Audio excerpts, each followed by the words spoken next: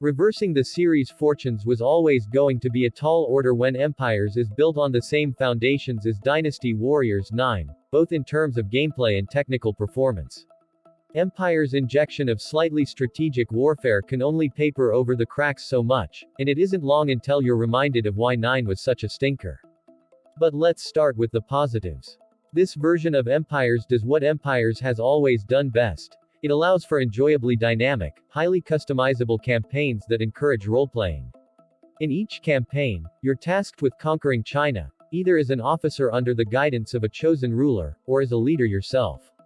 The whole thing's based on a month-to-month calendar system, and you spend your time either selecting kingdom-expanding actions from a menu, or marching into hack-and-slash battles alongside your allies. Dynasty Warriors 9 was a noble experiment by Koei Tecmo to bring open-world gameplay to the Warriors series. Sadly, it also fell flat with many fans, and did so in a big way.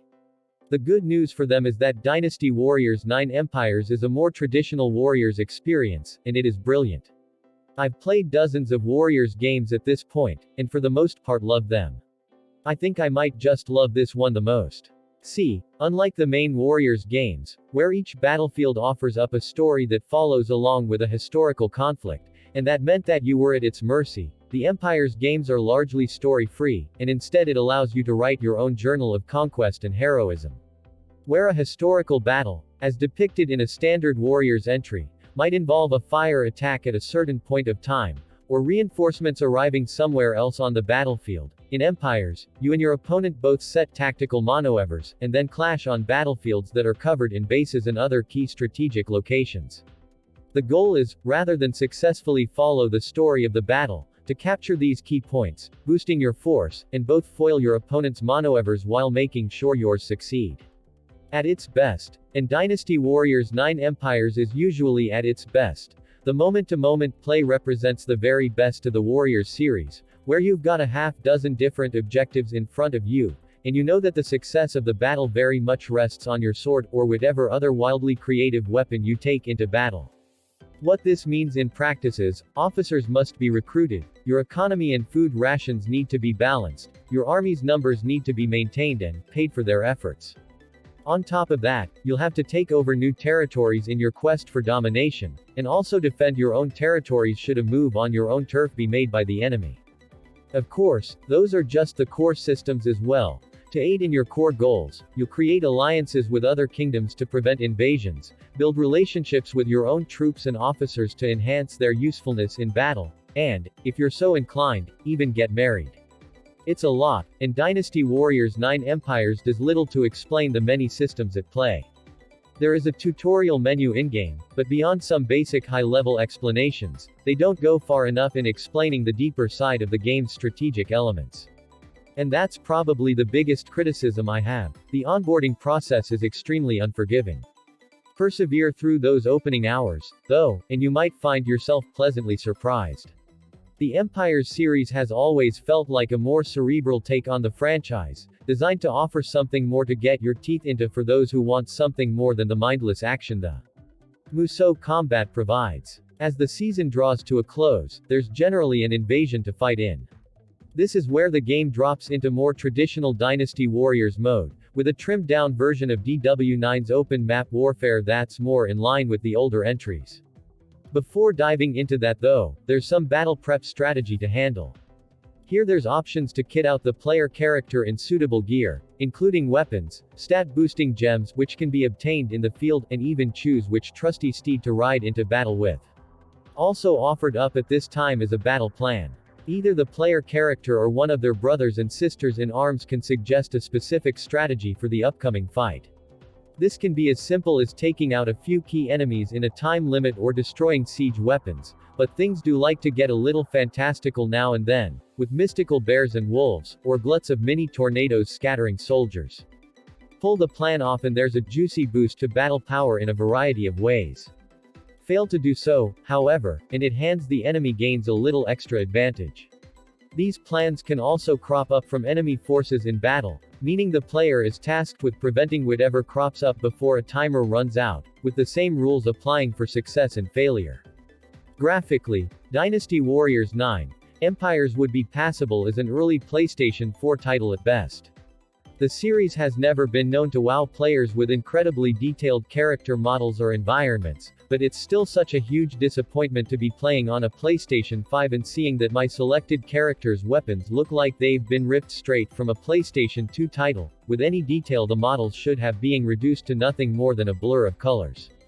The barren, lifeless, open world fares no better, and I quickly decided that after traveling through yet another arid wasteland with nothing to do, interacting with officers and recruiting new soldiers is best done through the in-game menu or fast travel system. Never has an open world been more shoehorned into a game than it is here. You're given the option once a month to take a stroll, allowing you to roam the world interacting with any recruited officers, or with unaffiliated ones that you wish to join your ranks. With the abysmal draw distance and the longest, and most frequent loading times I've seen on a PlayStation 5 to date, wandering around fighting small groups of enemies for no reason at all makes the whole thing a massive waste of time. Thankfully, Dynasty Warriors 9 Empires has a lot of redeeming qualities to it that somewhat make up for its lackluster narrative and graphical prowess, or lack thereof. Of course I'm talking about the gameplay, and whilst not exactly a grand strategy title that will have you flanking enemies and rallying the troops, it's still a decent amount of fun. After selecting a character to control, you'll begin as either a high-ranking lord, an officer in an army, or a nobody with aspirations of becoming a leader. Every few months you'll host a council with the officers you've acquired to plan strategies for bolstering your ranks, improving a region's defenses, increasing the amount of food produced, and so on. These are just menu-based selections and offer no gameplay, but can be essential to repelling an enemy invasion or giving your side the upper hand in an upcoming skirmish. What really weighs Dynasty Warriors 9 Empires down, though, is the technical side of things. On PlayStation 5, it runs at a mostly smooth 60 frames per second in its performance mode, but boy does it look ugly. Another remnant of Dynasty Warriors 9's ill-fitted move to an open-world map, the texture pop-in is astonishingly bad. The game's so poorly optimized that newly loaded cutscenes are often missing environmental details to a shocking degree. Trees become blobs of green. Rocks are just big brown lumps. Buildings are just totally flat, gray surfaces. It's the kind of stuff that has to be seen to be believed. Empires is presented beautifully, too. Each territory has its own distinct aesthetic qualities. A battle in the southwest will feature a castle looming out of a tropical forest, while the northwest a desert dustpan that is so dry you'll wonder why anyone wants to fight over the land. Meanwhile, over in the east where most of the big historic battles happen, the castles tend to be grander in scope and rivers become a natural obstacle to your army's advance. Not only does this give you plenty of visual variety from one battle to the next, but it helps solidify the epic nature of your conquest because you are assuredly bringing together a massive and varied nation in your quest. Combat uses the same core system from Dynasty Warriors 9, which introduced trigger and flow attacks among other mechanical changes. It's no more fun or rewarding in Empires, lacking the depth and nuance fans of the series have been craving for so long now. Thankfully battles play out much faster with little to zero downtime as you watch your count rack up. Playing on PS5, it's clear that Koei Tecmo has yet to fully embrace the power of current general systems. Load times linger, cutscenes chug, and there's a general low-quality look to the visuals apart from a handful of spectacular character models. It comes as no surprise, given how slow the publisher phases out its support of legacy system. We can only hope the inevitable Dynasty Warriors 10 is a technical tour de force.